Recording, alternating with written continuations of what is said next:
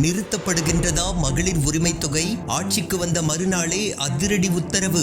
எல்லோரும் இனி மறுபடியும் அப்ளை செய்யணுமா? திமுக அரசால் தொடங்கப்பட்ட கலைஞர் மகளிர் உரிமை தொகை திட்டம் இந்த மாதம் வழங்கப்படுமா என்பதில் பெரும் கேள்விக்குறி எழுந்துள்ளது. கடந்த காலங்களில் ஒவ்வொரு மாதமும் 15ஆம் தேதிக்குள் பயனாளிகளின் வங்கிக் கணக்கில் 1000 ரூபாய் செலுத்தப்பட்டு வந்தது. ஆனால் தற்போது ஆட்சி மாற்றம் நிகழும் வேளையில் நிதித்துறையின் ஒப்புதல் மற்றும் நிர்வாக சிக்கல்கள் காரணமாக இந்த மாதம் உரிமை தொகை கிடைப்பது அரிது என்றே அரசியல் விமர்சகர்கள் கருதுகின்றனர். மறுபுறம் 108 இடங்களுடன் முன்னிலையில் இருக்கும் தமிழக வெற்றிக் கழகம் தனது தேர்தல் அறிக்கையில் பெண்களுக்கு மாதந்தோறும் 2500 ரூபாய் உதவித்தொகை வழங்கப்படும் என்று அதிரடி வாக்குறுதியை அளித்திருந்தது. திமுகவின் 1000 ரூபாய் திட்டத்திலிருந்து இது முற்றிலும் மாறுபட்டது என்பது குறிப்பிடத்தக்கது. தவிக தலைவர் ஏற்கனவே தனது பரப்புரைகளில் நாங்கள் ஆட்சிக்கு வந்தால் பெண்களுக்கு வழங்கும் தொகை வெறும் உரிமை தொகையாக இல்லாமல் அவர்களின் வாழ்வாதாரத்தை உயரும் கௌரவ தொகையாக அமையும் என்று குறிப்பிட்டிருந்தார். ஆட்சி அமைப்பதில் நீடிக்கும் இழுபறியால் பொதுமக்கள் குறிப்பாக பெண்கள் கடும் குழப்பத்தில் உள்ளனர். திமுகவின்